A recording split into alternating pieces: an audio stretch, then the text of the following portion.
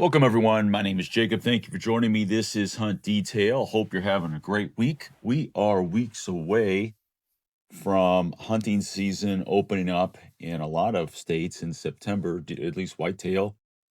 I know there's some seasons that are already open as it relates to pronghorn out west, and mule deer seasons, and September elk season, and it's just coming fast and furious. And hope you all are as excited as I am that we're almost ready to spend some time out in the woods doing the things that we love.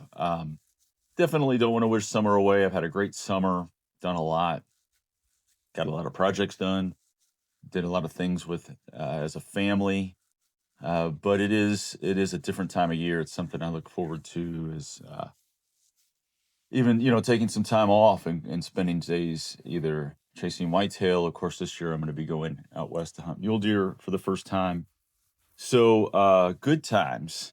Today we're going to talk a little bit about hunting knives and trying to break down that high-end hunting knife market.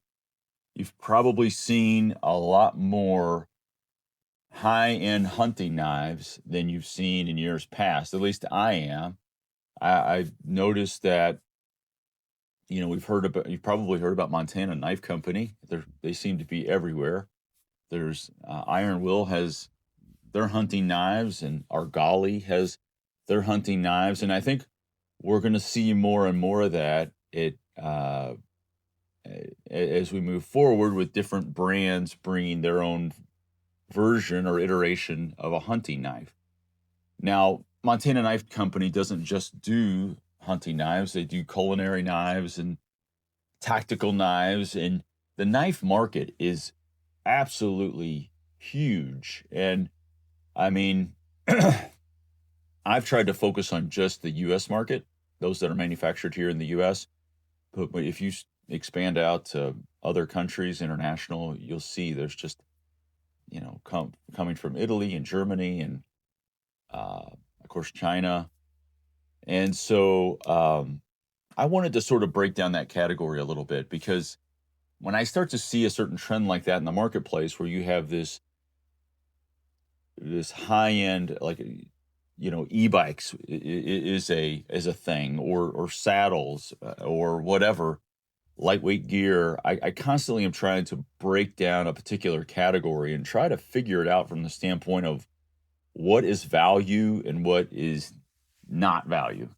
How do we understand what is the best of the best and what is not really a big time player within a product category? When I broke down the e-bike category, and you can find that video on the Hunt Detail YouTube channel, I didn't realize how big it was. I mean, I'd see a bike at Costco or whatever, or on Amazon, and I tried to understand, like, well, how is this different than any other e-bike?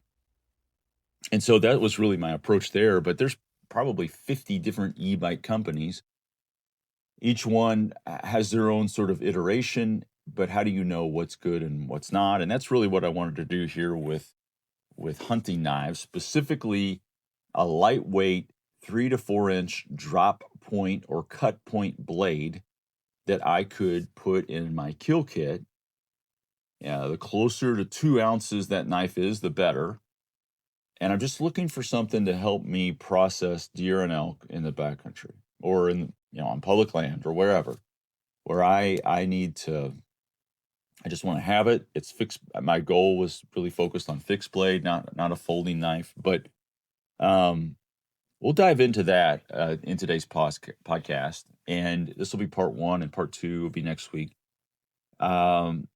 Earlier this week, I had a chance to do a couple things. I was down in Knoxville, Tennessee, and got to visit the Sitka store that opened in late June of this year. And, it was really nice. I really enjoy going to places where the brand is representative of the type of things that I'm interested in.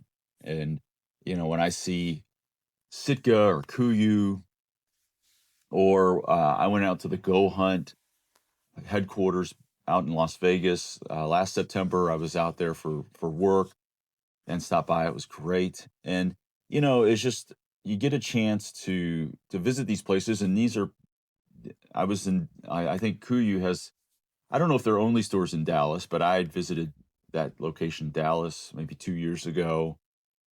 And, these are people that are in our little tribe that sort of get us. Now, we may not hunt the same way. We may not, maybe some people use crossbows and some people use rifles and some people use traditional bows and some people are Matthews guys or Hoyt guys or whatever. But at the end of the day, we're in this little tribe, and it's nice to be around these folks because and they may not even, we probably don't see to eye on a million other issues, but on this hunting thing, we all sort of get it. And so I got a chance to go to the Sitka store in Knoxville, walked around there, looked at some of the gear. I was really interested in the ambient hoodie, ambient hoodie.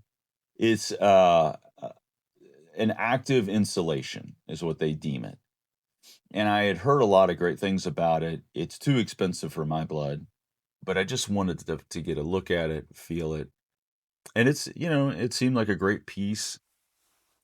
Yeah, whether I get one or not someday is another story. But um, what's interesting, and I thought I'd try this as an experiment, is I want you to think about a couple of brands, like let's just say Sitka and let's say Kuyu and let's say First Light. And I want you to think about how you feel like if you were walking into a Sitka store versus a Kuyu store versus a First Light store. How would you feel when you go in to one of those places, or how do you feel about those brands on their own? What are the I guess I don't know, emotions or whatever. How well has that brand how have they positioned themselves in your mind? And because I think it's interesting. I remember, like I said, I went to the Kuyu store in Dallas and I was like, I gotta buy something. I gotta buy some stuff. And so I did buy a hat and I bought a shirt, a t-shirt, and I bought a merino hoodie that I had been thinking about for a while. And I paid full price, and I knew that I could probably get it cheaper online or something, but whatever, I did it. And then when I was at the Sitka store the other day, I I had no intentions of buying anything. Like I don't, and I did want to go there, but I remember walking in and I was like, even before I walked in, I was like, yeah, I'm not buying anything.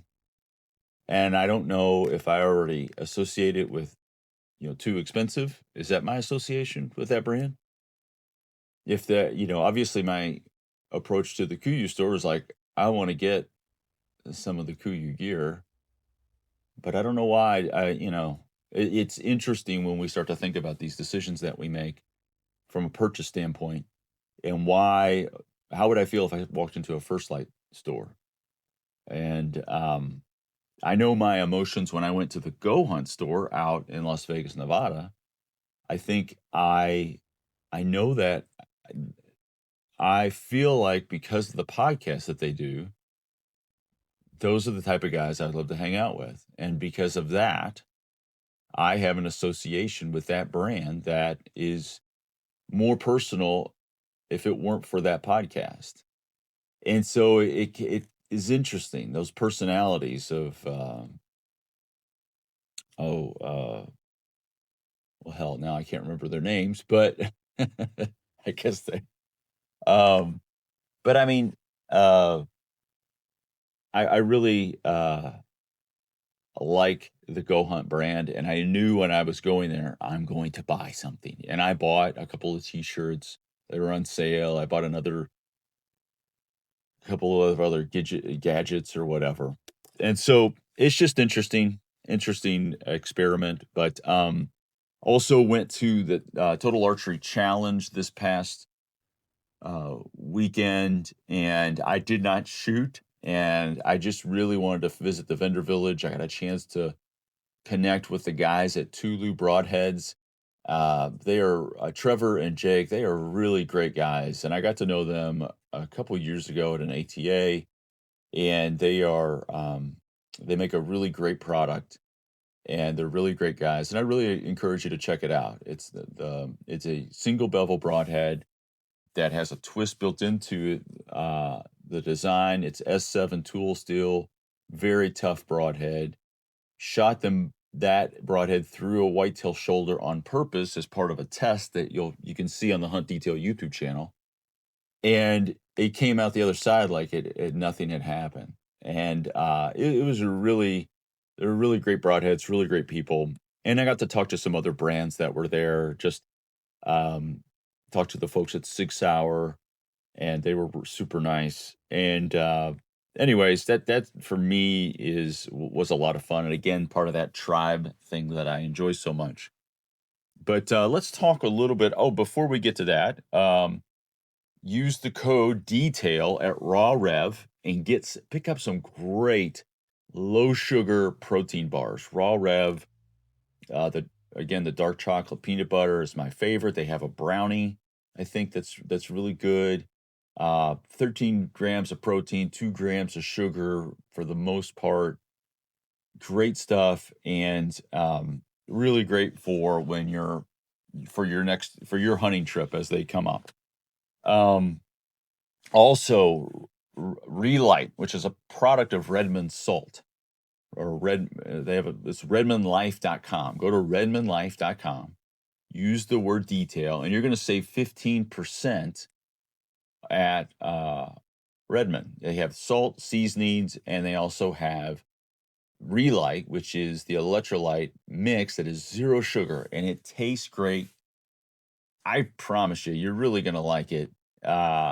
At least I think you will. They have a lot of different flavors, and then I use the detail code there, and at Raw Rev you're going to save 20% at Raw Rev for the protein bars. So stock up for hunting season. Now let's talk about knives. So I mentioned Montana Knife Company. You've heard of Benchmade, I'm sure. I mentioned Argali has a knife. Let's see, the Iron Will has a knife. There's a lot of other companies that you might not have heard of that also have quote unquote hunting knives that have a 3 to 4 inch blade. I tried to focus on fixed blades, and the lightweight as possible. But when you look at a knife at any of these websites or companies, or if you're at Cabela's or Bass Pro or Shields or wherever you're at, you look at a knife underneath the glass in the counter. And let's say it meets the size and shape and aesthetics that you are looking for. You're looking for something lightweight. You want fixed blade. Maybe you don't want replaceable blade. Obviously, that's a fine option. So what is it how do you know that it's going to do what it's supposed to do, or what you want it to do? And how do you know that if you drop 200, 300 bucks on this, that it's going to be something that you hand down to your son or daughter, or last you a lifetime? How do you know? And is it, I mean, obviously we're familiar with stainless steel and non-stainless steel, but do we really know the composition of that steel? And if we did, would it help us make maybe a better decision? And to give you an example, a lot of these companies will make the same knife style in different types of steel, but it's really difficult to know what that steel offers. So Iron Will, they make broadheads out of A2 steel, tool steel. They also make their knives out of A2 tool steel. I'm going to list off some of the other steels that are out there. There's D2 tool steel. There is 440C. There's CPM M4. There's Elmax stainless powder steel, CPM 3V, CPM Crewware, M390 stainless steel, AEB plus L, stainless steel, Vanax, CPM S90V. So there's a lot of different types of steel. What are the characteristics or the properties of those particular steels? And so I really wanted to go down this rabbit hole. And I'm going to share a little bit of this today, and then we'll get into a little bit deeper detail next week. So a lot of these steels were designed for other activities. What they were originally like for example, A2 tool steel, which is what the iron wheel broadheads and blades are made out of.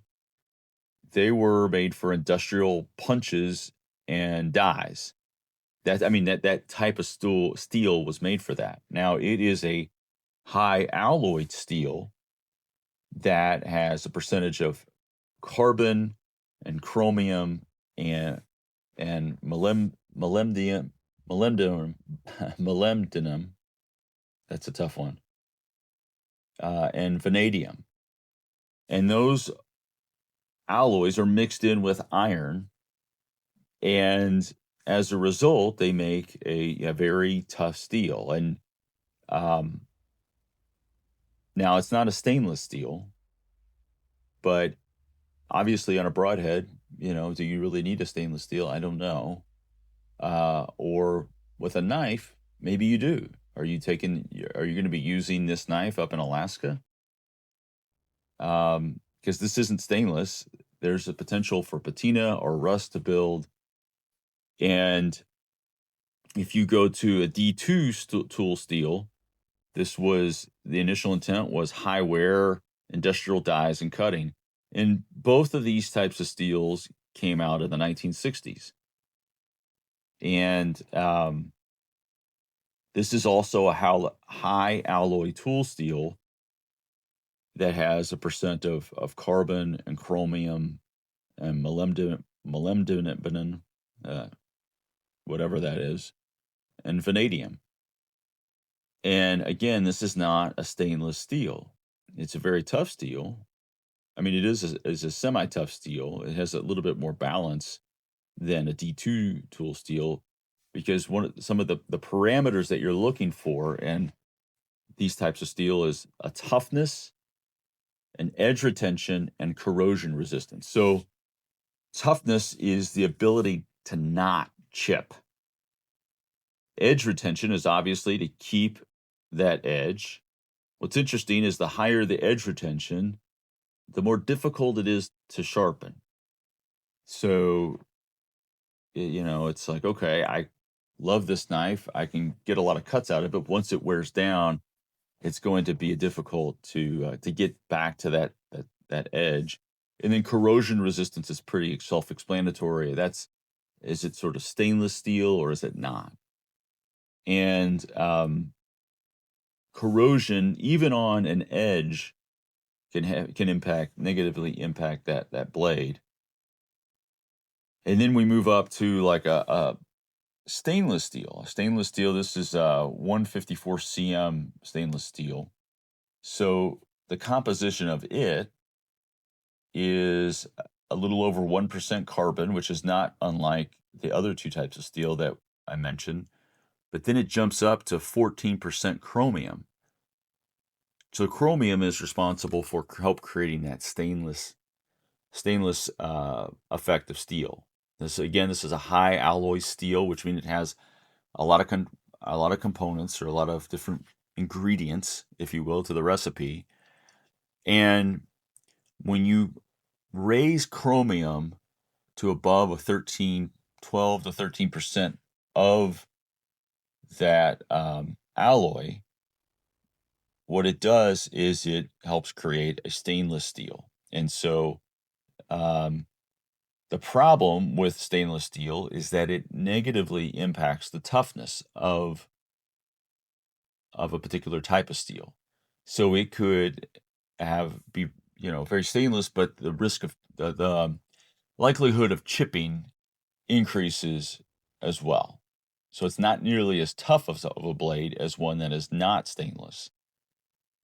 So this is where you sort of have to ask yourself, well, what are you going to be doing? Are you, the knife that you invest in, um, and let's say it's a Benchmade or a Montana Knife Company or an Argali or whatever, am I going to be what am I going to be using it for? Is it cutting rope? Is it breaking down an animal? Is it gutting fish?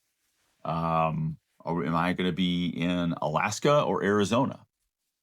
And if I'm in Alaska, I probably want something that's stainless. I don't want to deal with the corrosion building up on my blade and weakening my blade.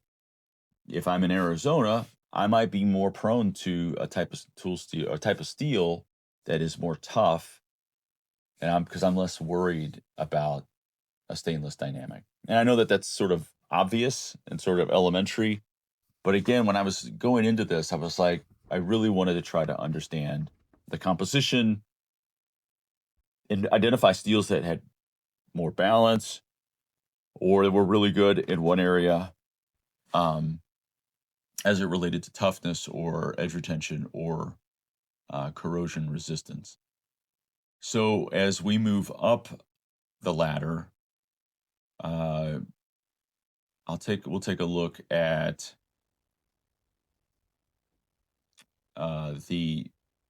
so there's you'll see a lot of initials where it says CPM with different knives or knife steel, like CPM Crewware or CPM 3V.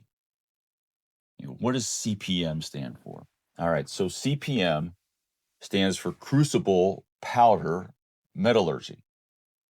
So the steels that I mentioned initially, like A2 and D2 steel, they're traditionally cooled in an ingot.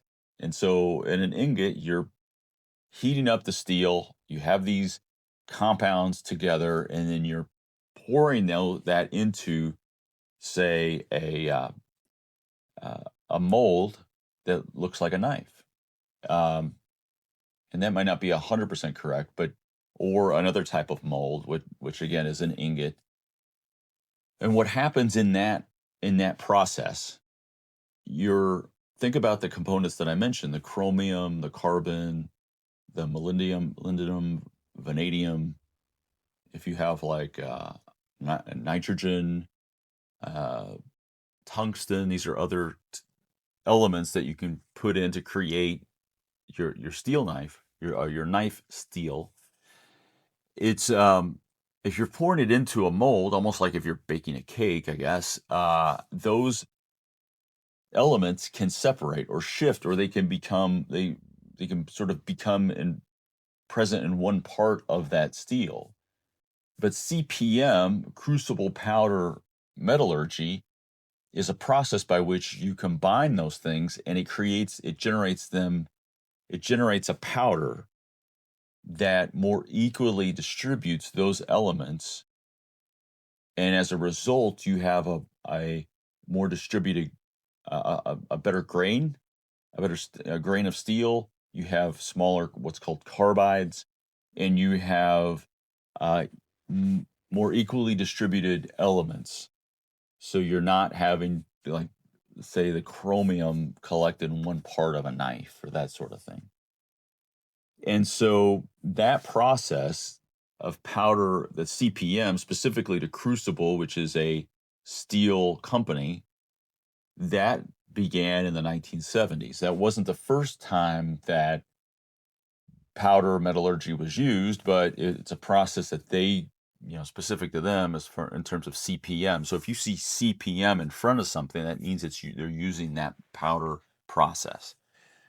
And ultimately, I think it means a better quality of knife, because you have something that has a better grain size, better distribution of the elements, and smaller carbides, which carbides are, think of them sort of like bricks and mortar.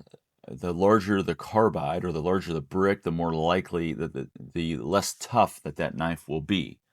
So I could have two knives together, one that has large carbides and one that has small. They're made of the same thing, but the one with the small carbides has less toughness than the one that has smaller carbides. And CPM is one of those processes that can help reduce those carbide sizes within that steel matrix. And so you can see and hear that this knife thing is not only a science, but it's also an art. And as we move, again, some of the steels that I mentioned developed in the 60s, some of them in the 70s. 440C was 1945. And then next week, I'm going to get into some of the steels that were developed in the 2000s and then some of the more recent steels. And this, what you're listening to, is sort of a preview of a video that I'm working on for the Hunt Detail YouTube channel, because I think there's a real opportunity for us as hunters to be able to understand what is the composition of the knife that I'm looking at. And is this a fit for me? And is there value here? Or am I overpaying for a more antiquated steel that is processed in an maybe antiquated way and doesn't give me the properties that I could get if for the same price or more or a little bit more from another company? And so, that's another thought there. And because knife making does seem to be both a science and an art, it's almost like you can't look at these companies equally. If their sole purpose is not knife making, I don't know if that is where I would purchase a high-end knife from. I mean, because there's such a science to it. And I would, if I was going to purchase it from a non-knife company, let's just say a hunting company that happens to have a knife, then I would want to know more about who is actually making those knives. Is it the same person that makes the tents, or the same person that's making the broadheads? If it is, that might be okay, but I don't know. So, we'll get into this a little bit more next week, but I just wanted to give you sort of a taste or a precursor of what we'll be diving into. And with all of my or a lot of my videos on the Hunt Detail YouTube channel, I give a spreadsheet, and I'm going to be doing the same thing here, where you can look and see, oh, there's this knife from this company. It weighs this much. The steel was originally designed for manufacturing molds and dies. It became used in knives in 2000, and this is the ratings for toughness, edge retention, and corrosion resistance, and so forth and so on. So I want to give you that information so that you can sort of evaluate those hunting knives in your own way. And when that video drops, there'll be a link in the Hunt Detail Instagram where you can click and download that spreadsheet for yourself. So if you're not signed up for the Hunt Detail YouTube channel, please go there and click subscribe. Check out some of the video content. And if you're not following me on Instagram, please go there, give me a follow. And when that content drops, you'll know. So thank you so much. Have a great rest of the week, and we'll talk again next week. All the best.